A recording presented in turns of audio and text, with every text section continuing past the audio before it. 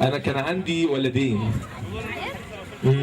كانوا بيسمعوا الكلام في كل حاجه، مش عارف ايه اللي حصل لهم، بقوا كل يوم يتخانقوا ويتشاكلوا مع بعض.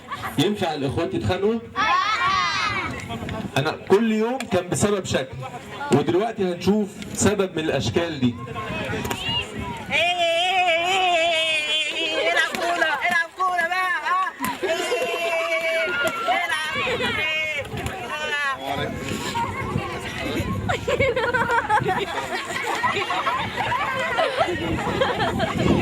لعيبك معايا. انا دلوقتي عرفت انت اللي بتلعب باللعب بتاعك. لعيبك معايا. انت اللي بتلعب باللعب بتاعك. انت اللي بتلعب باللعب بتاعك.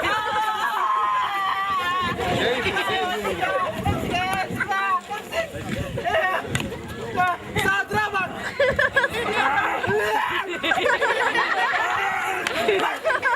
تحب تقولي للناس عشان تشارك معانا؟ سأسحقك. سأضربك. سأسحقك بمسحوق الاريال. سأسحقك بالطيب. سأسحقك بأونو. سأسحقك بالإريال. لدى فريحة توفير. مرة انت اللي بتلعب باللعب بتاعك. أنا هقول لبابا إن أنت تلعب باللعب بتاعتي. لا ما تقولوش والنبي. أقول له. يا عم والنبي ما تقولش. وقال له إن أنت كمان بتفطر في رمضان. خلاص هديك شوكولاتة وما تقولوش. بجد؟ والله تعالى خد شوكولاتة. وبرتينا في الصباحية يبقى الجوازانية.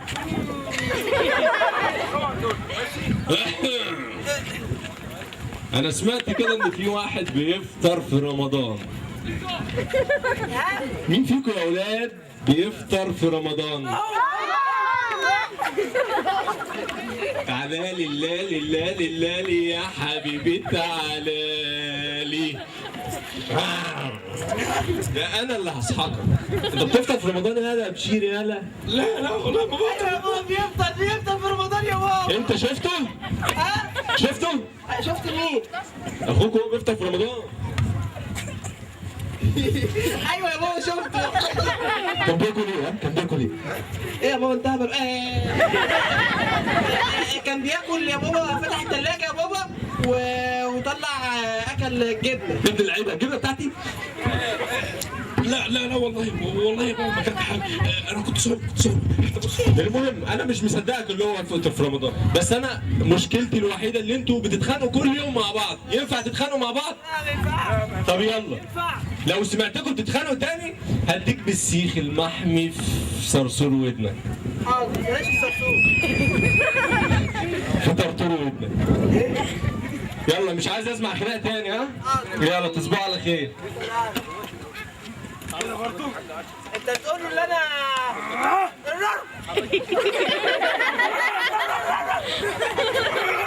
على فكره بقى انا اقول له ان انت كل شويه تضربني بقى. تقول لابوك ان انا فطرت يا خالد. تقول له ليه؟ تقول له ان انا فطرت بعد كده هيضربني. ايوه يا عم انا هيخليني زي الكفته. مش احنا المفروض نصوم في رمضان؟ يعني ينفع اللي هو يفطر يعني؟ يا عم ما انت شكلك تخين ولازم اخد الدنيا.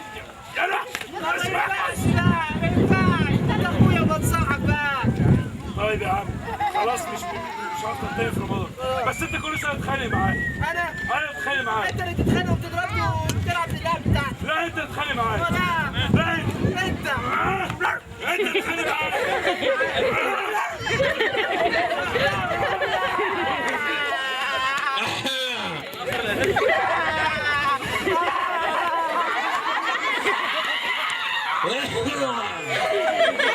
يا ولاد اعرف بقى دلوقتي بتتخانقوا ليه تاني؟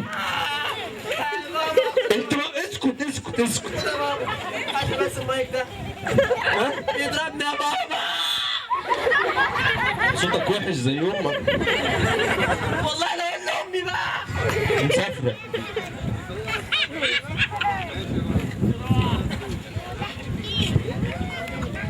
العصر يا جماعه وبعد كده هنكمل ان شاء الله. يلا بابا يلا نروح نصلي العصر يا بابا. لا خليكم قاعدين يا اولاد، احنا هنأذن وبعد كده هنصلي، بعد كده هنكملوا المسرحية.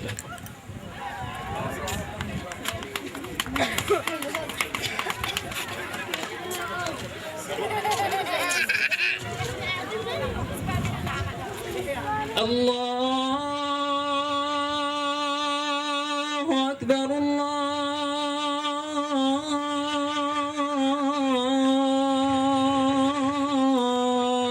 الله أكبر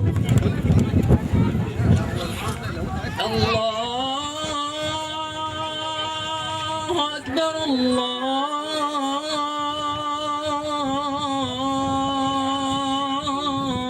الله أكبر أشهد أن لا إله إلا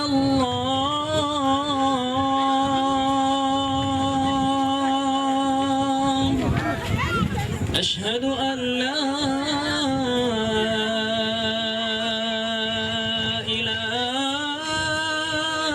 إله إلا الله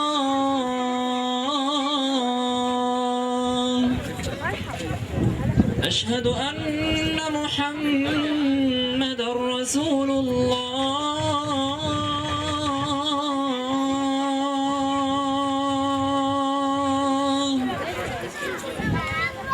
أشهد أن محمد رسول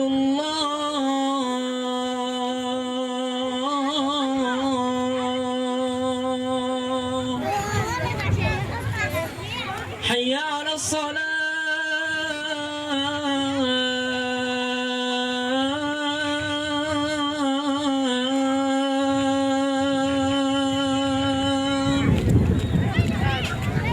حي على الصلاة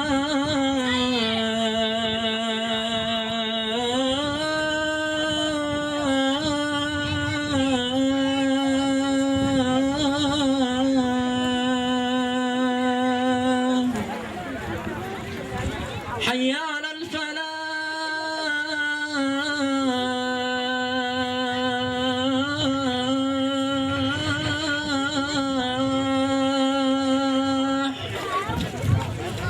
حي على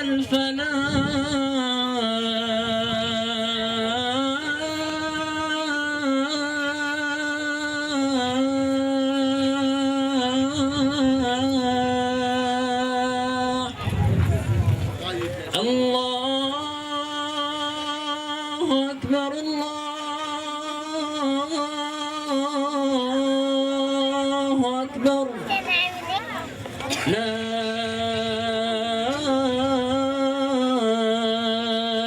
إله إلا الله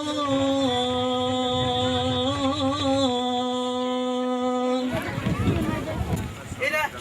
ايه انت بتاكل؟ انت بتاكل تاني؟ بتاكل واحده في رمضان؟ يا جدع حرام عليك حرام عليك اقول لبابا دلوقتي اقول له يا عم انا صايم يا عم انا صايم اقول لك ايه انا داخل اجيب حاجه وجاي مش عارف يا أم يا أم بابا بابا انت فين يا بابا ايه يا ولا؟ انت فين يا بابا ايه يا ولا؟ يا بابا بدور عليك انت فين صحة يا بابا صحة يا عم ايوه استنى بس شوية بتعمل ايه يا بابا باخد دش. بص برضه ايه لازم تنده عليا وانا كده؟ بابا بابا انا مش عايز اقول لك على حاجة سيبها قول. تعالى يا بابا الحق تعالى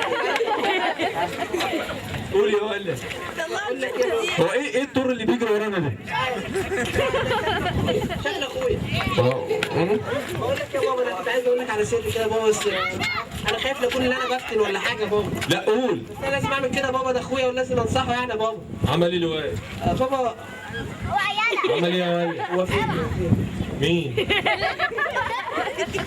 بص يا بابا والله يعني عشان اخويا بابا انا بقول لك كده يعني اخويا ايوه اخويا ابن امه وابويا ماله؟ بيفطر في رمضان يا بابا اه والله بيفطر في رمضان واكل الكبده يا بابا مش عايز في حته بيفطر في رمضان؟ اه يا بابا بص يا بابا بص يا بابا خش هتلاقيه دلوقتي عمال ياكل يا بابا خش يحاول سيبني عليك. خش يا بابا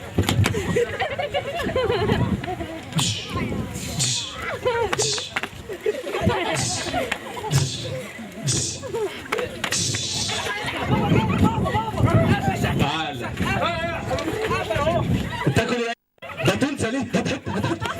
لا يا ولد تعالى تعالى. مش احنا المفروض في شهر رمضان مالكش دعوه انت. مش احنا المفروض في شهر رمضان المفروض يعني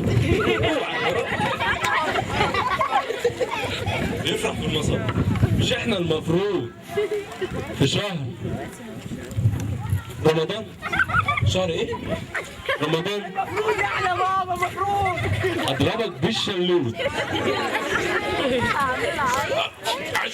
عايز شويه مبلع. تبلع؟ طب بلع. بلع. احنا المفروض نفوت ايه؟ نصوم في رمضان ولا نفطر؟ ونفطر امتى؟ في العربية؟ المغربية مش العربية. بابا. قول يا ولد. بابا انا امبارح يا بابا سمعت كنت عمال تشتم على ماما. انت حبيبي اصلا. لا يا بابا بقى. والله حبيبي. هتزودي المصروف؟ 2 جنيه. هقول لها 5 جنيه. خلاص انا هات حاجه دلوقتي. خد يا ولد دايما قفشني. بس انا شتمت قلت ايه يعني؟ فين الفلوس؟ حاجه علينا عايز فلوس. عايز فلوس بجد. الله يفضحك. عايز فلوس بجد. ايه ده ورقه بتضحك عليا يا بابا. انا مش عايز فلوس. انا عايز فلوس بجد يا بابا. يا شاذلي ما في. يا سمسم انت بتاخد الموبايل هات اي حاجه يا عم. 6610.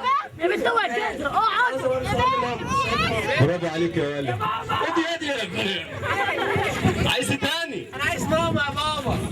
والتليفون ما تخافش يا بابا معايا. هتقول لها ايه؟ مسحول التليفون ده ب 10 جنيه. في رصيد 2 جنيه. في كلمني شكرا عشان ما ده انت مستفز. روح قول له امك احسن يا عم. عايز ماما يا بابا. هتقول لها ايه يعني؟ ماما وحشتنا يا بابا. ماما وحشتنا والله. فين ماما؟ في مصر. مش هتيجي امتى؟ هي في المصارة؟ هي راحت النهارده المصارة؟ انت متابع انت ها؟ يا بابا ما احنا لازم نتابع بابا اصل مصر يا بابا. خلاص ما تقولش امك بقى ها؟ حاضر ما تقولش لامك بقى. انا داخل اكمل دش. ماما خش انت يا بابا.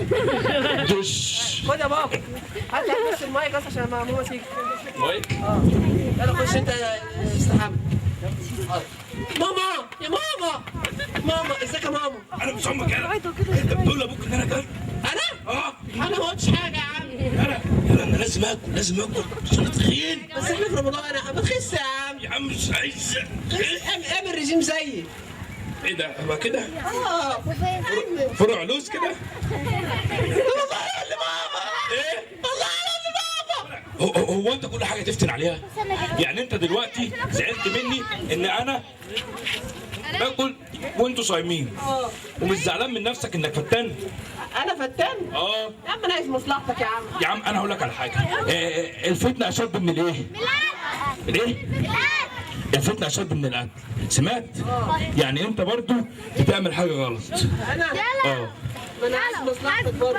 طب انا هقول لك على حاجه. ايه رايك احنا الاثنين نعوز مصلحه بعض؟ اللي هي ايه بقى؟ اللي هي انا اصوم في رمضان وانت ما تفتنش ابدا. ايه رايك؟ طب هتديني فلوس؟ اديك ايه؟ فلوس. هو انت ما بتقفلش بقك ده غير بالفلوس؟ طب انا هقول لك على حاجه. اصوم انا وتديني سندوتش؟ يا عم هصوم وانت تديني سندوتش وانت ما تفتنش واديك فلوس. لا بص هقول لك على حاجه بقى. قول. انت تصوم رمضان؟ ايوه. ماشي صوم بجد يعني. يعني اصوم بجد ازاي يعني؟ صوم عشان ربنا يدينا حسنات بقى ونحس بالفقر. واخش الجنه؟ خش الجنه والله. ولا هروح فين؟ تروح الجنه. طب انت بتعيط ليه؟ بس انا نفسي اخش الجنه يا عم.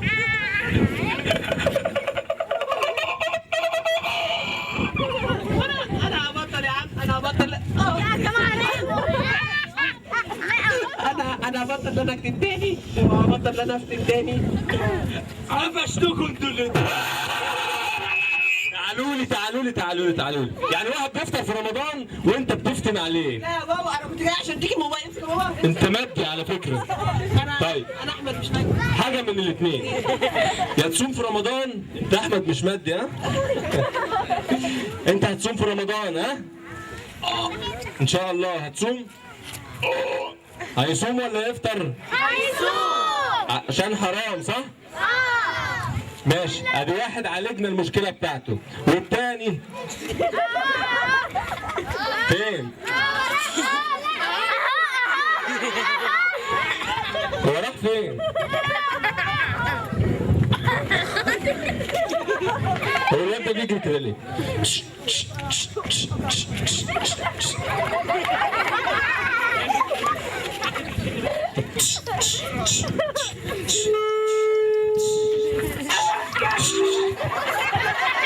انا ابوك يا ولا يا تعب اللي انتوا بتعملوه في ابوكوا ده هو يا ولا. واحد خلاص هيصوم في رمضان وانت هتفتن على حد تاني؟ هتفتن على حد تاني؟ طب هتديني فلوس؟ يا فلوس ايه يا ولا؟ ورا ارجع ورا. مش كل حاجه بالفلوس، لازم تخاف من ربنا، عشان ربنا لما تخاف منه هو ربنا اللي هيبعت لك الرزق والفلوس. صح ولا لا؟ حق يا بابا، بس انت ممكن انصحك نصيحه؟ انت تنصح ابوك؟ لسه يا بابا. ماشي قول. ابنك بقى لازم تستحمله يا بابا. قول. هو في حاجتين. الاولى الاولى ما تستمس على ماما بقى تاني ياد خلاص مش هشتم على ماما تاني ها. عشان دي ماما يعني. خلاص انا قلت لك مرات ابوك. انا هقول لك بقى نصيحه تانية بس هسيب ايديك عشان اجري بعدها. قول يا ولد. يا بابا بقول لك يا اخويا حبيبي، تعالى اقف هنا بس عشان انا لما اجري. قول. تعالى بس عشان لما اجري. قول. بعد اذنك انا بابا بقى ماشي، لما تيجي تخش حمام تاني اضرب الصفار.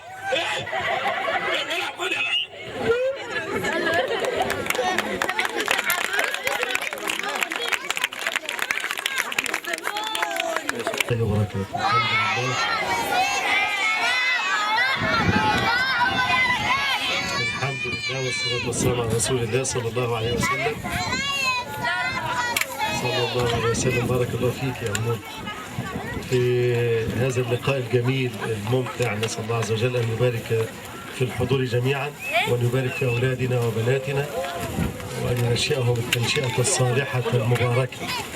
ونسأل الله عز وجل أن يبارك في كل من شارك وساهم وعمل في هذا اليوم الجميل على هذا اللقاء المفرح السعيد لأطفالنا وأبنائنا.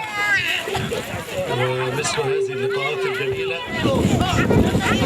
التي يفرح فيها أطفالنا، والفرحة والبسمة أمر مهم في تربية النشء، حتى لا تكبت مواهب الأطفال وفطرتهم الجميلة في حبهم للفرح والسرور. ولقد كان النبي عليه الصلاة والسلام يدعو إلى مثل ذلك كثيرا. لا كمل توظيفش مشكلة. 5 دقايق بس. نقول كان النبي صلى الله عليه وسلم يداعب الأولاد ويداعب الأطفال، ويحب دائما عليه الصلاة والسلام البسمة في وجوه الناس وخاصة الأطفال، وكان يلاعب الصغار ويضحكهم عليه الصلاة والسلام. والنبي صلى الله عليه وسلم لم يكن يكذب ابدا، يضحك لكن ما يكذبش ابدا، لا يقول الا حقا ولا يقول الا صدقا. وانس بن مالك الطفل الصغير اللي عاش مع النبي عليه الصلاه والسلام يخدمه وعمره 10 سنين، يقول خدمت النبي صلى الله عليه وسلم 10 سنين فلم يقل لي لشيء فعلت لما فعلت، ولا شيء تركت لما تركت، ولم يضربني ولم ينهرني ابدا، وما مست يدي الين حريرا ولا دباجا الين من كف النبي عليه الصلاه والسلام، وما شممت طيبا اطيب من عرق النبي صلى الله عليه وسلم. فمعامله الاطفال بالرقه واللطف والبسمه هذا امر من ديننا، خاصه لمن ابتلوا في هذه الحياه بفقد العين الحاله واليد الدافئه والاحضان الدافئه، فكل من ساهم في تعويضهم بالبسمة والضحك له نصيب من قول النبي صلى الله عليه وسلم أنا وكافل اليتيم في الجنة كهاتين. أنا وكافل اليتيم في الجنة كهاتين. فينبغي أن يكون القلوب كلها رحمة لأولادنا، أولادنا الذين ينتسبون إلينا، وأولادنا أولاد غيرنا، أولاد المسلمين جميعا نحبهم ونحب الأطفال.